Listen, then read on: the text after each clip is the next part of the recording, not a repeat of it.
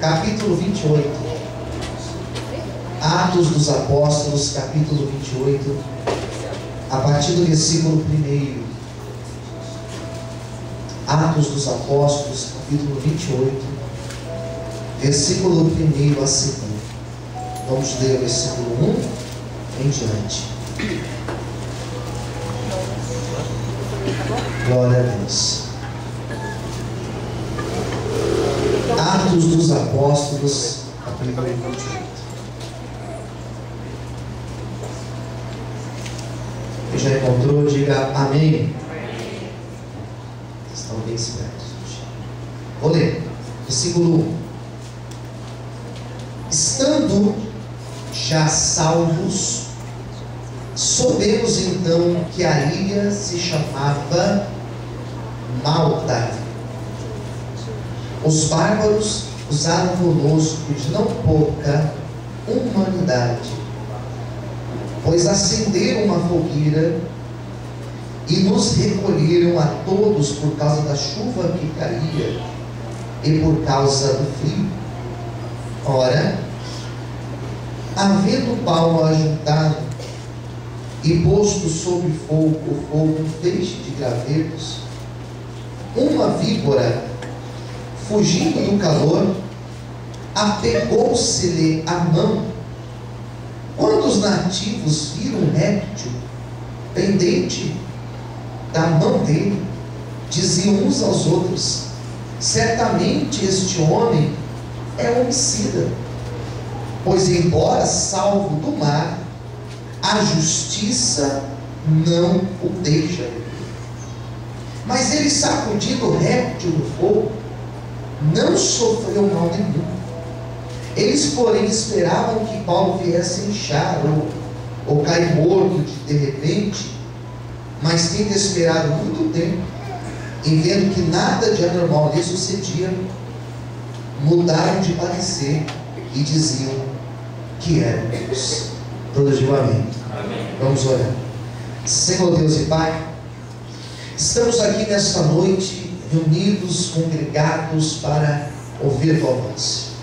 A minha oração é aquela mesma que faço, Senhor, te pedindo: venha falar conosco, venha ministrar nos nossos corações teu querer, tua vontade, venha falar no íntimo do mais profundo, Senhor, do coração de cada filho, de cada filha tua. Que nesta noite sejamos tocados, influenciados e abençoados por esta palavra, Senhor. É o que te pedimos e te agradecemos em nome de Jesus. Amém. E graças a Deus. Você pode desocupar a sua mão e aplaudir ao Senhor nesta noite.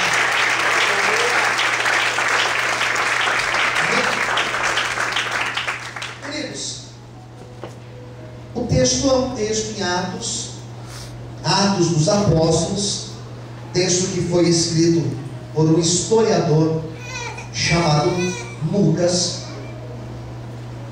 E esse Lucas, ele faz os relatos do que ocorre com a igreja após a descida do Espírito Santo. Guarde essa informação. Ele vai relatar tudo o que acontece. Ele vai relatar aquilo que é chamado na história da igreja sobre a igreja do primeiro século, a igreja primitiva. Esta igreja era a igreja que era dirigida, era conduzida, lógico, pelo Espírito Santo, mas na pessoa dos apóstolos. Ali Pedro dava a palavra, ali Pedro ensinava, João ensinava, Tiago ensinava. E é justamente nesse período que um grande homem se converte. E esse homem, ele se chama Saulo. E depois da sua conversão, depois da visão que ele teve, da manifestação da glória de Deus, quando ele se conduzia a uma cidade por nome de Damasco, e ele se converte, ele deixa de ser um perseguidor da igreja, e ele passa a ser um grande homem na presença de Deus. Ele passa a se chamar Paulo. o apóstolo de Cristo, conhecido também como apóstolo dos gentios. Esse tal apóstolo Paulo era um homem que intelectualmente ele era de uma alta capacidade, era inteligente, estudava naquela época nas maiores escolas que existiam, conhecia de filosofia grega, estudava aos pés de um grande sábio por nome de Gamaliel. Era um homem entendido, era um homem que ele falava, argumentava muito melhor que os grandes advogados que nós temos hoje. E esse tal Paulo, ele começa agora a falar do amor de Cristo. Ele começa a evangelizar, ele começa a ensinar o nome de Cristo. E ele começa a pregar não só para judeus, mas ele começa a pregar para os outros povos. E Lucas relata dele indo para a Grécia, pregando lá no Areópago. Lucas relata ele indo para outras cidades vizinhas, levaram o Evangelho de Cristo. Mas Paulo começa a ser perseguido, porque Paulo ele não prega o judaísmo, agora Paulo prega o que nós chamamos hoje de cristianismo. Ele prega Cristo, ele não prega sacrifício no templo, ele não prega o ato da circuncisão, mas ele prega o Cristo. Ele prega que para sermos servos de Deus, para sermos servos de Cristo, nós devemos nos batizar, e um batismo de arrependimento, batismo nas águas. Ele está pregando isso, e ele começa a ser perseguido, e ele começa a ser perseguido porque onde ele ia, as pessoas se convertiam ao Senhor. E ele começou a se tornar um grande revolucionário para a sua época, porque agora ele pregava o Evangelho vivo de Cristo. E Paulo começa também a sofrer terríveis perseguições por pregar a verdade. Somos perseguidos por falar a verdade, somos perseguidos por andar retamente na presença do Senhor. Quem concorda, diga amém. Então Paulo ele começa então a ser perseguido, e ele começa a ser preso. E nós temos aquele texto lindo lá de Atos 16, quando ele foi preso, e ele estava lá com Silas, e Deus envia um terremoto, e as prisões foram abertas. Mas não foi somente essa prisão, ele passou por outras prisões, até que ele vai passar por uma prisão onde ele começa a ser mais uma vez injustiçado, e ele apela, ele faz um apelo para ser julgado, não mais pelos judeus, mas ele queria ser julgado por ser um cidadão romano, por ter dupla nacionalidade. Ele queria ser julgado lá em Roma, por César. Tá bom, vocês querem me julgar, mas eu quero ser julgado lá em Roma, porque lá César vai ter um julgamento mais justo. Aqui vocês só estão pensando em religião, vocês estão me julgando de forma errada. E é disso que eu quero ministrar hoje, dessa viagem que Paulo tem que fazer. Ele tem que sair de Jerusalém, ele tem que navegar até Roma, até a Itália. E nesta viagem várias paradas aconteceram. Eles pararam em vários portos, e muitas situações aconteceram com Paulo. Ele não estava sozinho nesse barco, era um barco que tinha quase 300 pessoas dentro. Eram 276 pessoas. E você pergunta, nossa pastor, como o pastor sabe disso? Está aí no texto, só ler que está aí no meio. Eram 276 pessoas, e Paulo era um deles. Era um barco que carregava trigo, e entre esses tripulantes tinham alguns presos. Paulo era o principal dos presos. E o interessante é que o barco começa a navegar, e de repente levanta uma grande tempestade. Quem entendeu, diga amém. E é dessa tempestade que eu quero comentar com vocês. Quando o barco estava numa região chamada de Mar Adriático, também está aí no texto. uma região que ficava entre a Cilícia e a Grécia. Naquela região, uma grande tempestade levantou, e era uma grande tempestade.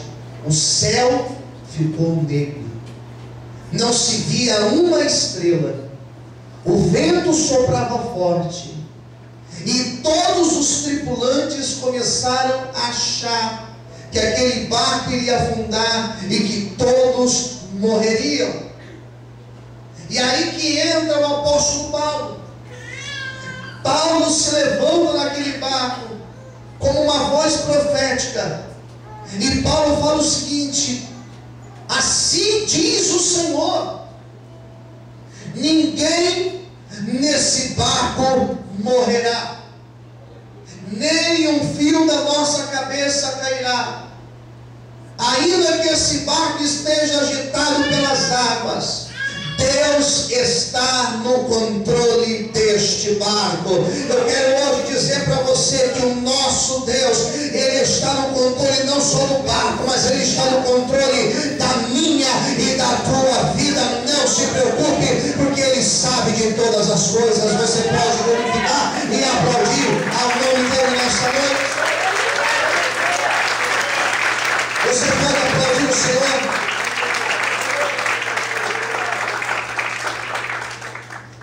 14 dias de viagem, aquela tempestade forte, terrível.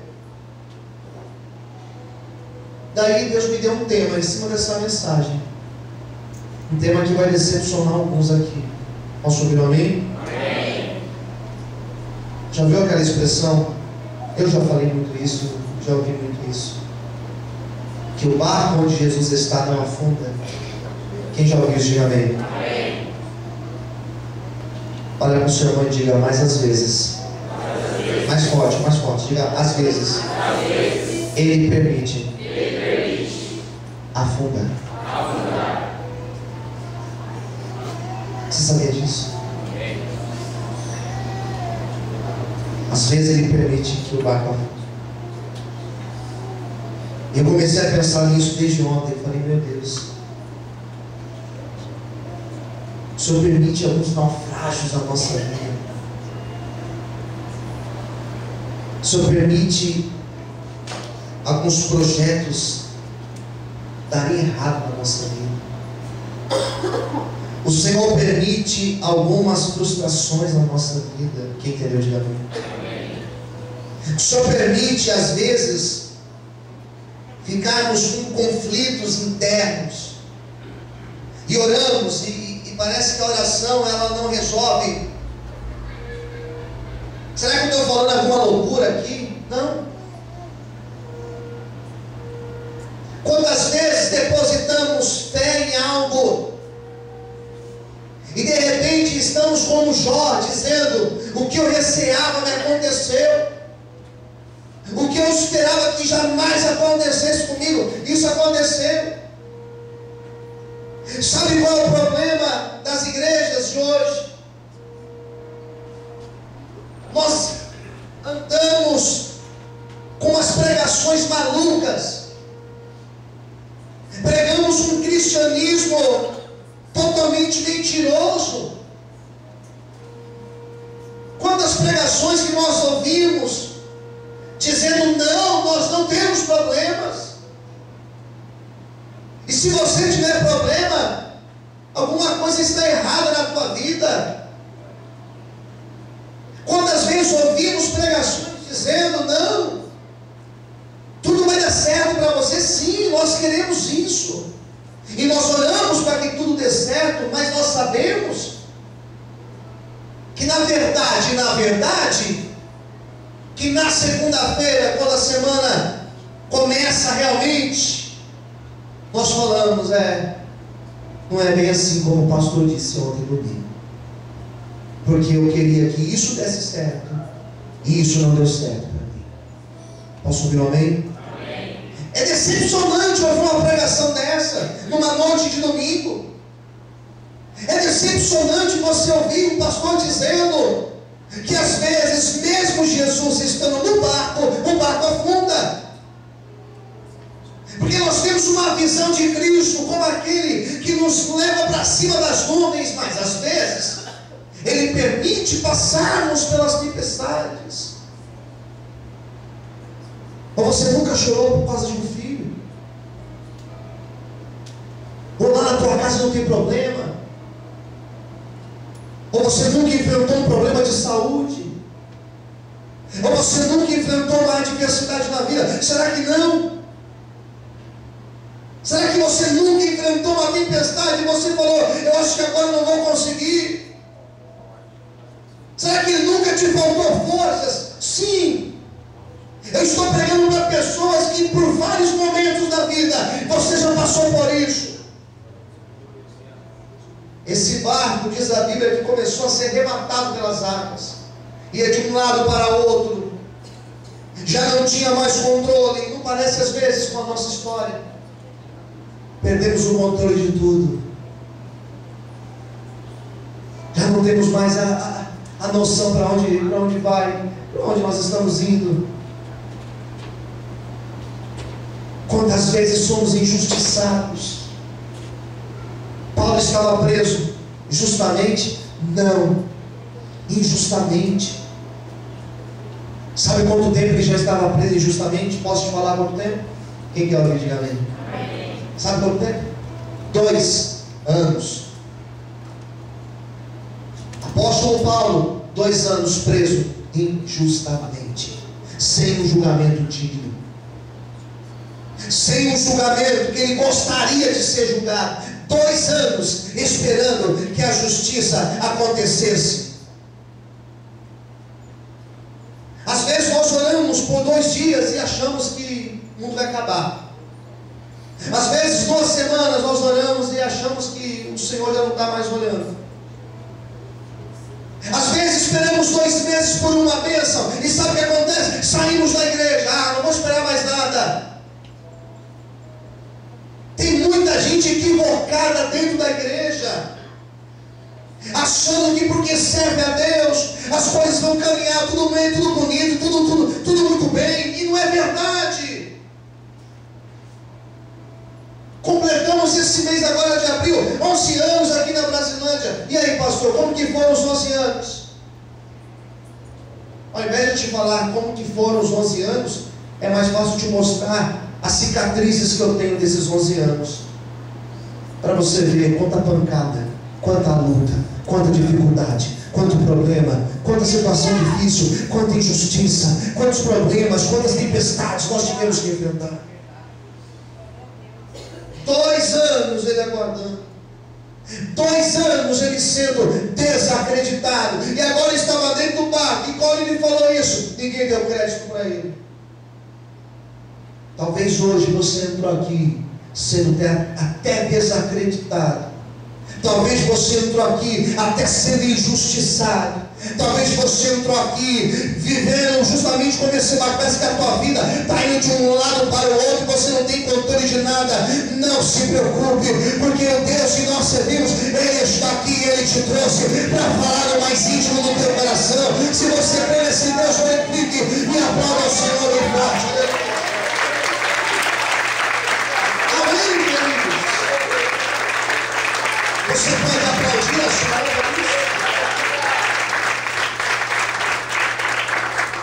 De tudo isso que aconteceu com Paulo, eu tirei algumas lições. Eu tirei algumas ideias aqui, coisas simples para falar com vocês nessa noite. Tudo aquilo era uma permissão de Deus. Posso ouvir amém? Amém. Diga para o seu vizinho, Deus permite algumas coisas para nossa vida. Tudo era permissão de Deus. Permissão que Paulo não entendia. Se ele, como eu falei na minha introdução, se ele que era tão íntimo de Deus, tão inteligente, né? Se ele não entendia, será que eu vou conseguir entender você? Também não. E quando eles conseguiram chegar em um lugar, o barco já estava todo destruído. O barco já estava todo despedaçado. Eles conseguiram parar numa ilha, e aqui entra o texto que eu li com vocês. Eles conseguiram parar numa ilha por nome de Malta. E aqui começa a história, que eles param ali. Os tripulantes começam a descer do barco, eles começam a ir lá para a ilha. Era um lugar que eles não conheciam. O texto fala que eles eram bárbaros, não é bárbaros que nem aqueles dos desenhos animados que nós, sabe, que a gente assiste, tem lá aquele chapéu com 2 chifres. Não é isso não. Bárbaro é quem não falava grego. Então eles pararam ali, desceu a tripulação. E quando eles colocam os pés no chão, ali começou um trabalhar de Deus. Paulo começou a ver o agir do Senhor. Vamos profetizar? Cutuca o seu irmãozinho do lado aí, escolha alguém perto de você, olha para essa pessoa, olhe bem nos olhos dessa pessoa e diga: não se preocupe. Está fraco, mais forte, diga: não se preocupe, porque agora começará o grande agir de Deus na tua vida. Melhor, diga assim: depois de toda a tempestade, o Senhor também fará uma grande obra na tua vida, em nome de Jesus. Quem crê, diga amém. Aplaude e glorifique a Deus. Aplaude o Senhor bem forte, aleluia. Chegamos em Malta. Resumi todos aqueles 14 dias para vocês. Chegamos em Malta. Pararam o barco. O barco se desfez. E aí? E aí que Paulo coloca os pés ali naquele lugar. E a primeira coisa que ocorreu quando Paulo pôs os pés naquele lugar foi que a promessa que Deus tinha dado para ele, que ninguém morreria, aquelas 276 pessoas, que nenhum morreria, aquela palavra eles viram que era verdadeira. Você achou que é simples? Você achou simples isso, né? Deixa eu tentar explicar melhor para você.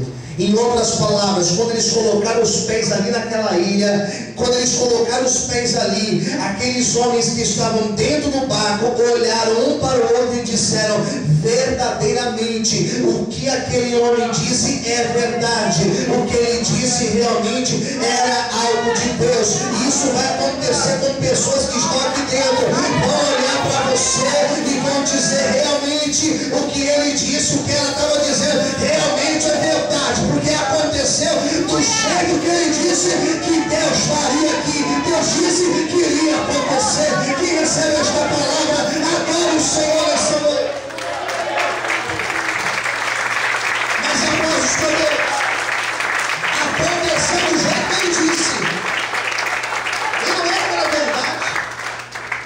E não é que era verdade. E não é que realmente ele era um homem de Deus. Posso ouvir amém? Você está pronto para viver isso?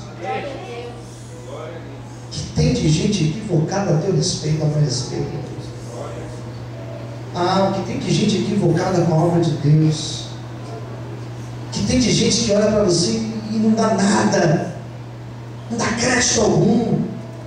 Paulo estava lá algemado dizendo: ninguém vai morrer, Deus está aqui, ninguém vai morrer nesse barco. Quando eles colocaram os pés no chão, um olhou para o outro e falou: realmente esse homem aí é um grande homem de Deus. 2, são 4 ideias aqui que eu vou fechar. Segunda ideia: Deus sempre manifesta. Deus sempre manifesta os seus livramentos, as suas grandes obras na hora certa. Amém? Foi preciso, aqueles 14 dias de tempestade foram precisos sim. Deus queria mover dentro daquele barco, daqueles que estavam ali junto com Paulo. Essa história precisava estar na Bíblia. Quem entendeu, diga amém. Essa história precisava estar na Bíblia, porque hoje quando eu olho para alguém que está passando por uma tempestade na vida, Hoje, quando eu prego para alguém que está passando por uma tempestade, eu posso pregar para essa pessoa e falar para ela: é normal passar tempestades, é normal enfrentar problemas, é normal a luta passar na tua casa e parece que ela nunca cessa, porque tempestade geralmente ela vem e passa, duram alguns minutos, talvez 1 hora, 2, mas eu estou falando de 14 dias de grande tempestade. Nós não imaginamos o que é isso. 14 dias. Às vezes, quando você vê aquelas grandes destruições pelas águas, foi porque choveu em 1 hora o que era para chover em 1 mês, e acaba com a cidade de São Paulo. Ninguém anda. Agora imagine 14 dias de pancada de chuva e vento soprando e o céu negro. Imagine o que é isso. Pode ser que na tua cabeça exista uma nuvem dessa, pode ser que na tua vida exista um turbilhão desse, pode ser que na tua vida está tudo no meio de um redemoinho. Não se preocupe, porque o Senhor, Ele está contigo para te dar vitória. Amém? Você pode aplaudir esse Deus. Na hora certa Ele vai pagar a tua vida, na hora certa Ele vai trazer o livramento dele sobre ti. A terceira ideia que eu tenho aqui nesse texto, que também na hora certa Deus faz a justiça dele e Ele abre as prisões. Você crê que essa palavra é verdadeira? Amém. Deus, Ele é justo, irmãos. Deus, Ele é justo. Hoje de manhã eu ministrei sobre José no culto da manhã, e falando sobre José, eu falei um pouco da justiça de Deus. E às vezes nós sofremos com a injustiça, e é quase impossível não viver e ler o Salmo lá 37, porque o Salmo 37 fala que o ímpio não vai permanecer, não é verdade? O Salmo 1 também fala a mesma coisa,